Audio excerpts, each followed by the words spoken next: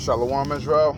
I'd like to give all praises, honor and glory to Yahweh, Ba'ashim Yahushai, Ba'ashim Kakadash, double honors to the apostles and the elders of Great Millstone, and Shalom to Lek out there doing this work of faith and live with love and true sincerity. Right, I just want to get into a quick lesson based upon the first few verses within this chapter. All right, and this is Colossians 3:1, and it says, "If ye be risen with Yahushua, seek those things which are above, where Yahushua sitteth on the right hand of the Most High. Set your affections on things above, not on things on the earth. For ye are dead, and your life is hid with Yahushua in Yahweh." All right, and I definitely want to touch on this just because, in the midst of every day and different things like that, we get our time gets really short, and it's like it's never enough time in a day, but the main thing is, even though we go through, different things and, handling our responsibilities throughout the week and different stuff is like, at the end of the day, our eyes should always be on the main prize, and that's entering into the kingdom, Lord willing, that should always be the main focus. We know that everything now, is only temporal, according to the book of Corinthians, the 4th chapter. We know that everything now is only temporal. So why put, everything into the temporal, like so many others do? They want to base their whole lives upon things that are temporal. Case in point, obviously, the Kobe Bryant thing was a real big topic. They still, talking about it in the NBA world, because it hasn't even been a full week. So you're definitely going to be seeing people talk about it for the rest of the NBA season and different things like that,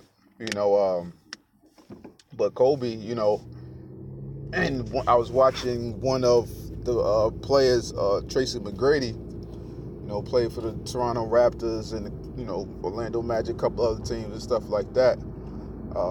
He's in the Hall of Fame as well, and he was saying that Kobe said to him one day that he said that he wants to die young. He wants to be immortalized. So that shows you that people are looking to please others. You're looking for that corruptible crown. They're not looking for the incorruptible, because everything, all of the accomplishments of this world and, different things like that, that's put up on a pedestal. When all you're doing at the end of the day is competing for what a trophy, an idol pretty much, that you don't even get to keep. It sits in the stadium, but you could say that you was a part of that, and being in the world. Obviously, if you was in the sports, you would look forward to different things like that, but we see how foolish a lot of that stuff is now. We see how ignorant a lot of that stuff is. Not that there's nothing wrong with, having hobbies, playing sports and different things like that. I don't mean it in that manner, but just to try to go so hard, for something that's temporal so that you can look great in the eyes of others. Like if like for brothers that, have businesses or different things like that, it should never be to, to go after something that's temporal, like the approval of others. Case in point with Saul, and see the first, I believe it's 1 Samuel 15, and Saul said, to Samuel said, I sinned because I feared the people, so he feared the people over the Most High.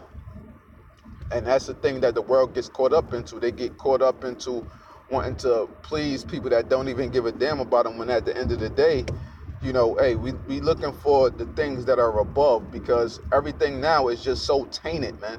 Whatever you put your hands on within this world is tainted.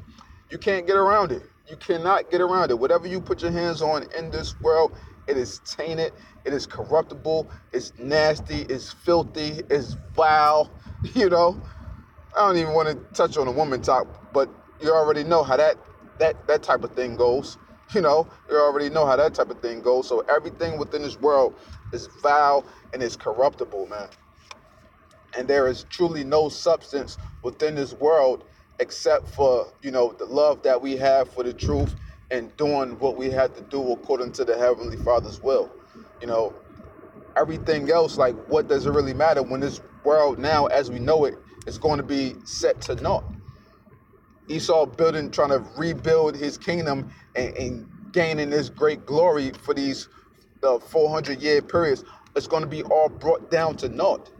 You know, him doing everything that he did to us, you know, hardcore bondage slavery, kidnapping us out of, you know, the western coast of Africa and different places and things like that.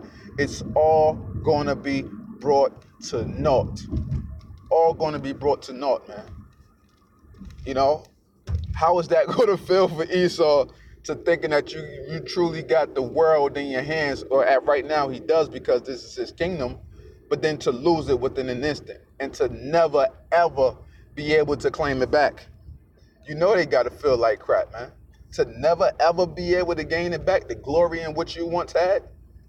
And now you're going to be looked at as the nigger when it comes to the kingdom. You're going to be looked at as the filth and the offscoring on the earth, and nobody's going to want to be around you. You know? They say the most dangerous man is a man that have nothing to lose.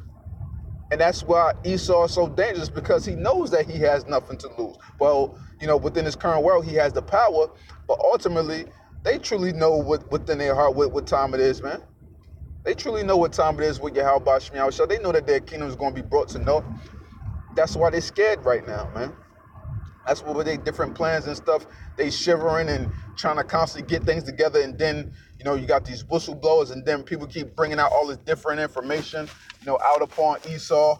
You know, they having to change their plans up, change their timelines up, you know, because different news is constantly coming out. Things is getting leaked, or they leaking things themselves, and, you know, things is not going how they see fit. You know, they know that they're going to have to take away the guns, take away this, take away that, you know, all to try to program the people. And what's the term that they use with all of the different movies and things? Yeah, predictive programming.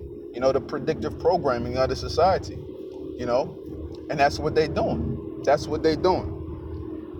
But this is their heaven, but their heaven is going to be taken down.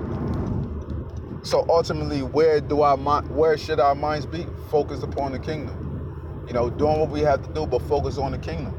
You know, and as the scriptures get into in Revelations, the 3rd chapter, where it says, "What let I believe it's verse 11. Let no man take thy crown." You know, we are the only ones, Lord willing, we are part of the elect. You know, and as brothers doing the work, we are the only ones that can take our crown from us.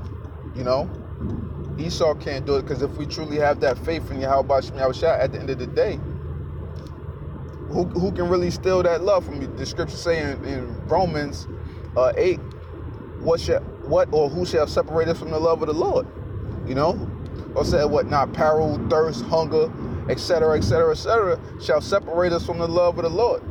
So at the end, so when it comes down to it, the crown is right there for us, man. You know, I always like to say the crown is sitting right there for us. We just got to grab it and hold on to it for dear life and don't let go. That's what it all boils down to at the end of the day. And this is what Esau fears. This is what he's scared of, because he sees the power, he sees the might in us, and how we're gathering slowly but surely. This is why they want to demonize us and do this and do that, so on and so forth, man. You know, when it comes down to it, who's going to be on top? We want to make sure that we're on top by truly setting our affections on high, you know, with the Most High, Yahweh, and His Son, Yahweh Shah, you know. So, you know, with that, you know, I just hope this short segment was edifying. And I'd like to give all praises, honor, and glory to Yahweh, Bashim Yahushai, Bashim Makakwadash. Double honors to the apostles and the elders of Great Millstone.